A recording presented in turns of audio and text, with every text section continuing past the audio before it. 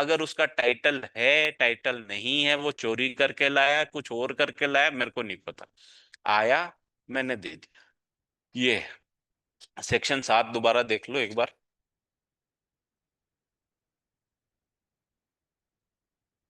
पहली चीज सेक्शन 7 में, हिंदी वाले नामों को छोड़ दो, मेंस में भी चाहे इंग्लिश में लिखोगे ना, ड्रोई चल जाएगा आपका। ठीक है।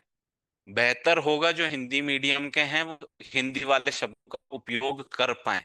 लेकिन अगर दिक्कत आ रही है, कंफ्यूजन हो रहा है, इंग्लिश के शब्दों को इस्तेमाल करोगे, कोई दिक्कत नहीं है। ज्यादा करेगा काट लेगा, आधा नंबर काट लेगा। 99% ये चीजें पूछने वाले भी नहीं है। देखिए, दो चीजें हैं, ड्रोवर और ड्रोई।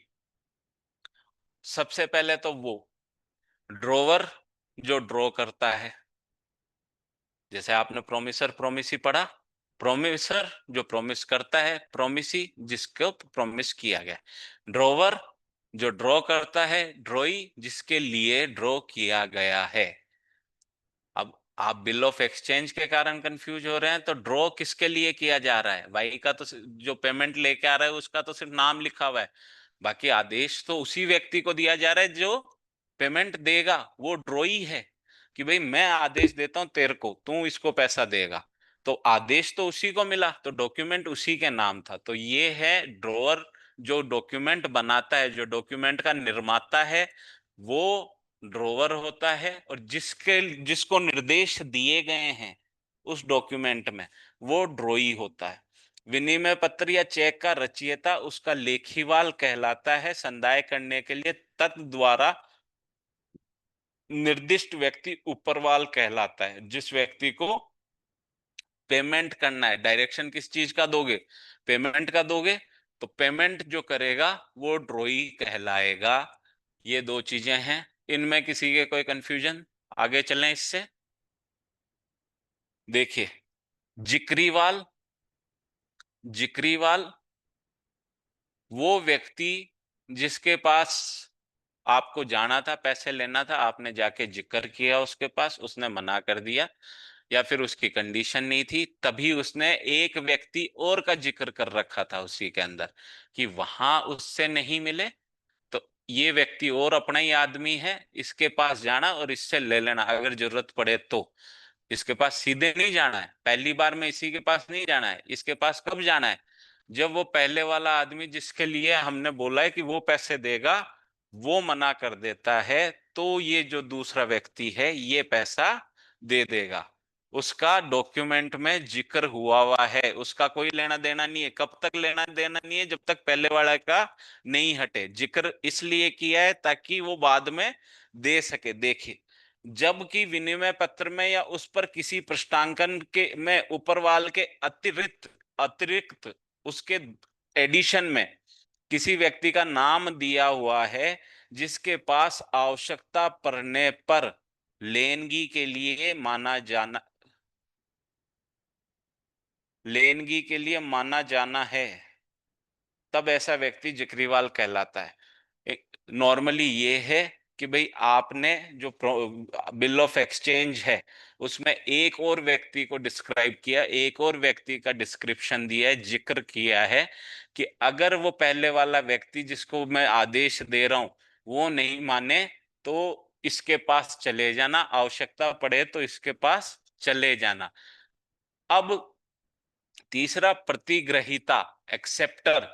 जैसे ही जो ड्रॉई है वो उसको जैसे ही मानता है कि हाँ मैं इतने पैसे दे दूंगा, तो वो उसका एक्सेप्टर बन जाता है, उसने एक्सेप्टेंस दे दी अपनी। जैसे आपके कॉन्ट्रैक्ट एक्ट में कन्वर्ट होते हैं ना, प्रोमिसर प्रोमिसी, पहले वो होते हैं कि प्रपोजर, और वो जो वो है, तो वैसे ही यहाँ पे जो आपका है, जो ड्रॉई है, पहले तो उसने आदेश दिया, जब तक उसका भुगतान नहीं हो जाता वो ड्रॉई ही बना रहता है। जैसे ही वो भुगतान करने के लिए अपनी सहमति दे देता है कि हाँ मैं पेमेंट दूंगा, और इस बात को वो उस व्यक्ति को जिसको पैसे मिलने हैं उसको भी बता देता है कि मैं पैसे दे दूंगा तुम्हें, तो जैसे ही ये चीज उसने पूरी करी, वो बन जाता है प्रतिग्रहिता, एक्सेप्टर। विनिमय पत्र या यदि उसी एक विनिमय पत्र पर यदि उसकी एक से अधिक मूल प्रतियां हो तो ऐसी मूल प्रतियों में से एक पर विनिमय पत्र के ऊपरवाल द्वारा उसकी अनुमति, अनुमति को अगर आप कंफ्यूज हो रहे हो तो सहमति कर लेना, अनुमति की जगह चाहे सहमति कर लेना उसको, सहमति हस्ताक्षरित कर दी जाने के पश्चात और धारक को या उस तन्मित किसी व्यक्ति को उसका परिधान करने के पश्चात, या तो उसका पेमेंट कर दिया, उसने अपनी एक्सेप्टेंस दी और उसका पेमेंट कर दिया, परिदत्त कर दिया, उसको लेटर को दे दिया, या ऐसे हस्ताक्षर की सूचना करने के पश्चात विनिमय पत्र का ऊपरवाल प्रतिग्रहिता कहलाता है। उसने जैसे ही एक्सेप्ट किया और इस चीज का उसको जो लेके आया था उसके सामने वाले को नोटिस मिल गया, तो वो जो आपका ड्रॉई है,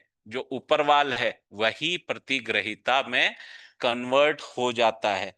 अब ये जो प्रतिग्रहिता बनना था, जिसको, जिस व्यक्ति को हमने सोचा था कि ये हमारे लिए ये सब कर देगा, वो प्रतिग्रहिता बनने के लिए तैयार नहीं है, उल्टा आपको आपके बारे में दो चार उल्टी सीधी बातें और बता रहा है सामने वाले व्यक्ति को कि ये तो बढ़िया आदमी नहीं है यार, कहाँ फंस गए तुम। फिर आप किसी और रिश्तेदार से मिलके आते हो उसी के, जो कहता है नहीं यार उनकी तो आपसरी की लड़ाई है, तू छोड़, बढ़िया आदमी है। तो वो आपका मान सम्मान बचा रहा होता है ना। घर परिवार में ऐसा, एक के पास गए उससे आपकी कहा सुनी हो रखी थी, तो वो आपके लिए उल्टी सीधी बातें बताता रहता है। फिर दूसरे रिश्तेदार से मिले, वो बोले नहीं यार वो उनकी तो आपस में खटपट चल रही है अभी भी, तो वो तो ऐसे ही कहता है, बाकी आदमी ठीक है, बढ़िया है। तो जो दूसरा आदमी है, जो दूसरा आपका रिश्तेदार है, वो क्या कर रहा है आपके लिए? आपका मान सम्मान बचा रहा है। अब मान सम्मान बचाने की नौबत कब आएगी? जब आप उसको बताओगे कि आप उसका असम्मान हुआ है। भाई, मेरी इज्जत बचाने की बात आएगी कब, मेरे मान सम्मान रखने की बात आएगी कब? जब ये पता चले कि कोई इनको इनके बारे में गलत चीजें बता रहा है, तभी तो मानोगे, तभी तो मान बचाया जा सकता है। अब आप जाते ही तो ऐसे बिना बात के तो वो करने नहीं लग जाओगे कि यार बहुत अच्छा आदमी था वो तो अगर कोई आपका सम्मान बचाने के लिए पेमेंट कर दे, आपका सम्मान बचाए रखने के लिए पेमेंट कर दे, इस बात को जानते हुए कि मार्केट में अगर मैं पेमेंट नहीं करूंगा तो इसकी बेइज्जती होगी, बेइज्जती होगी, तभी तो सम्मान बचाने की जरूरत पड़ी। तो अगर कोई आपके सम्मान के लिए आपका पेमेंट करता है, इस बात को जानते हुए कि भाई आपका पेमेंट मना हो चुका है, पहले आपको किसी व्यक्ति ने पेमेंट देने से, आपके नाम पर पेमेंट देने से मना कर दिया है, तब आपका जो एक्सेप्ट करता है, जो आपके सम्मान के लिए आपका पैसा देता है, वो व्यक्ति आपका आदरणार्थ प्रतिग्रहिता, एक्सेप्टर फॉर ऑनर कहलाता है। कि आपके ऑनर के लिए उसने एक्सेप्ट कर लिया, आपके सम्मान के लिए उसने एक्सेप्ट किया कि मैं पेमेंट कर दूंगा। देखिए, जबकि विनिमय पत्र अप्रतिग्रहण के लिए या बेहतर प्रतिभूति के लिए टिप्पणी या प्रसाक्षित हो गया है, या तो उस पर टिप्पणी कर दी है या उसने उस पे ये कर दिया है, नॉन एक्सेप्टेंस की नोटिंग डाल दी है, और ले हो गया है, और लेखीवाल या उसके पृष्ठांकनों में से किसी के आदरणार्थ उसे कोई व्यक्ति प्रसाक्ष्यधीन,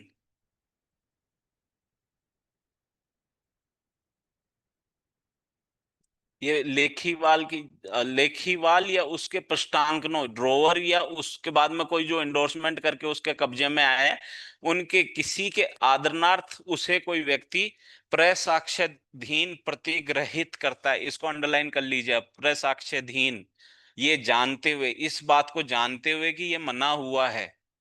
ऐसा नहीं है कि भाई बिना नॉलेज के अगर कर दोगे तो एक्सेप्टर फॉर ऑनर नहीं होगे।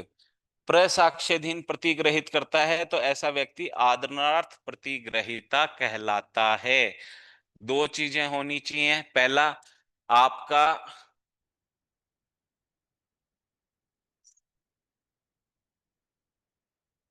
ये आपका ड्रॉई है, बिल ऑफ एक्सचेंज की बात हो रही है, इस ड्रॉई ने मना कर दिया, इसने मना कर दिया कि मैं पेमेंट नहीं करूंगा, इसने एक्सेप्ट करने से मना कर दिया, डिनाई कर दिया कि मैं इसका पेमेंट नहीं करूंगा। और इस फैक्ट के बारे में जानते हुए अगर अब कोई व्यक्ति उसका पेमेंट कर रहा है और वो करेगा क्यों? भाई उसको क्या मिल रहा है? ताकि इसका सम्मान बचा रहे, ताकि इसकी मार्केट वैल्यू बची रहे।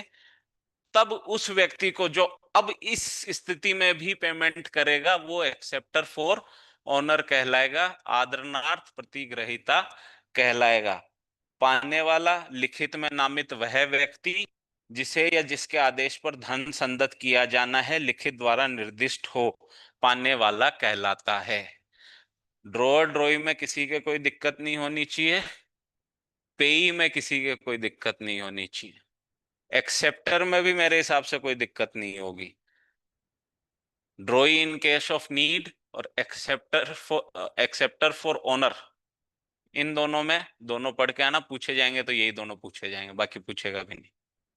पूछे भी तो वही जाता है ना जिसमें दिक्कत होती है, वो थोड़ी पूछेंगे जो जिसमें किसी के दिक्कत ही नहीं हो रही, कि पढ़ के आए समझ गए।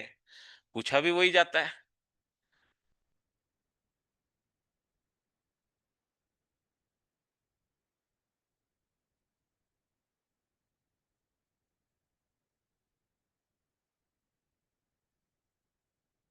चलिए, कल वाली कहानी अब समझ में आई, काफी देर बाद में समझ में आई।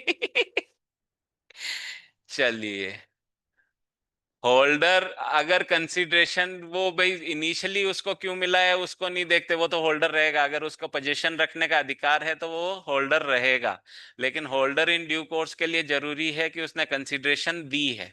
अब कंसिडरेशन वो भी हो सकती है कि उसने कोई, वो जो आपके सेक्शन 25 में तीन चार चीजें बताई हैं एक्सेप्शन के रूप में, कि भाई वो टाइम बार डेप्ट है उसके पेमेंट के लिए, या फिर उसने पहले कुछ किया था उस काम के लिए दे रहा हो, तो वो भी कंसिडरेशन मानी जाएगी।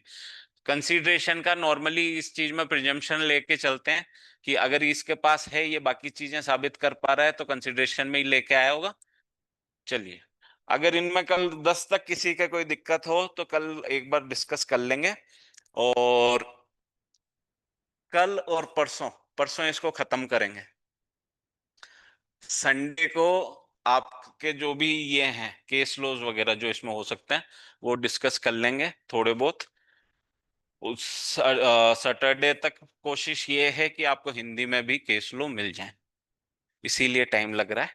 चैप्टर 17 के अलावा एक भी केस लो नहीं दूंगा, मैं पहले बता देता हूं। अगर उससे ज्यादा किसी को पढ़ना है, स्वरुचि से पढ़ें या यूनिवर्सिटी में पढ़ के आते हैं। चलिए।